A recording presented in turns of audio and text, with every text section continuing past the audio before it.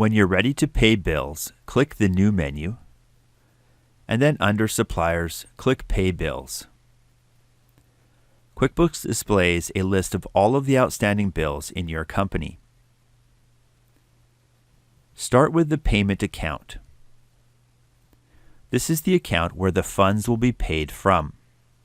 In this example, we're going to handwrite a check, so we'll choose our checking account. Next, we'll enter our payment date. And then we'll enter our next check number. Let's suppose that our handwritten checkbook indicates our next check number is 200. I'll enter that here. Then I'll select the bills that I'm going to pay. Let's suppose we'll pay Bob's Big Boulders in full. I'll select that by making a check mark. QuickBooks indicates it's going to pay in full by displaying the full payment amount in the payment column. Next, I'll select Green Lawn.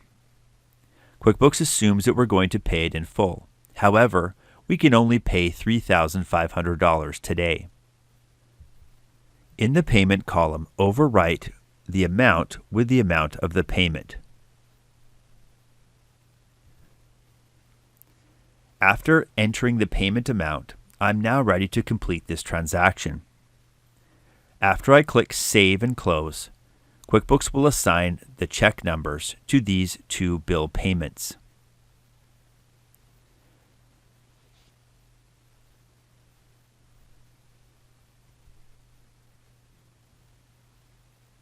Let's review how to pay a bill with a credit card.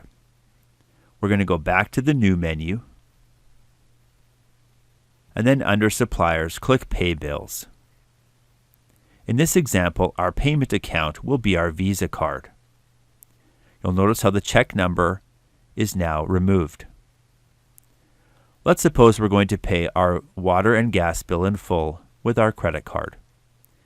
We'll check the bill off, and now we're ready to complete this second bill payment. Click Save and Close, and QuickBooks completes the bill payment. It's important to remember that when you use the Enter Bills window, you must pay those bills with the Pay Bills window, and never use the Write Checks window to pay them. This will make sure it keeps your accounts payable organized in QuickBooks.